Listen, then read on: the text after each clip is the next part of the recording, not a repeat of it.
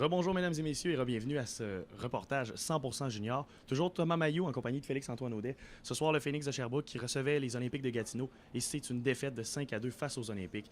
Un match difficile et on a senti que l'entraîneur Stéphane Julien était déçu de son équipe. Un manque d'opportunisme vraiment dans tout le match. Et on en a parlé justement, Stéphane Julien, après le match, du manque d'opportunisme. On peut penser à plusieurs moments.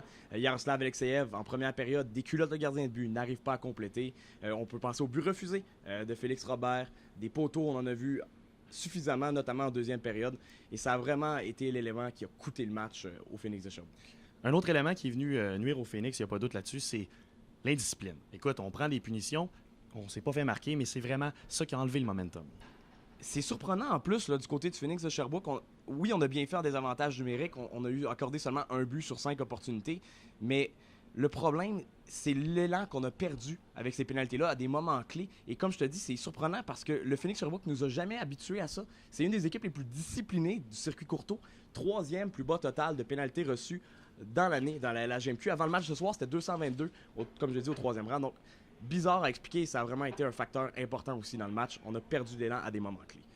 Un point tournant dans ce match-là, écoute, c'est lorsque c'était 3-1 pour les Olympiques de Gatineau en deuxième période, Abramov qui enlève l'élan du Phoenix en envoyant une passe de l'autre côté à Chandbaudria qui marque un but tellement important et qui a vraiment coupé les jambes du Phoenix. Comme tu le dis, c'est le point tournant et le clou dans le cercueil vraiment du Phoenix de Sherbrooke. Quant à moi, on commençait vraiment à y croire là, pour la troupe de Stéphane Julien.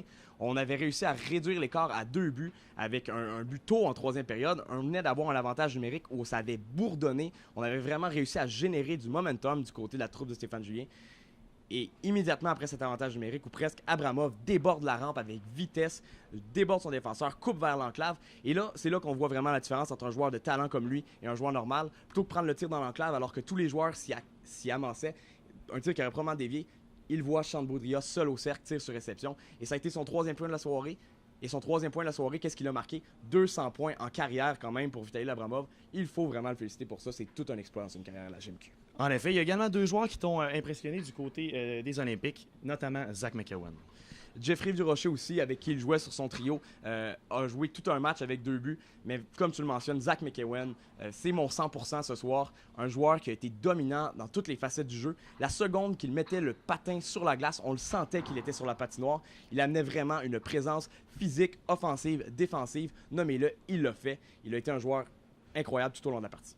De l'autre côté, écoute, l'entraîneur Stéphane Julien, après le match, qui a parlé de sa déception, il a mentionné que les vétérans avaient peut-être pas donné l'effort escompté. Il y a un joueur qui est ressorti encore une fois, c'est Evan Fitzpatrick. Plusieurs vétérans qui n'ont pas joué leur meilleur match en carrière. Luke Green, pas un seul tir.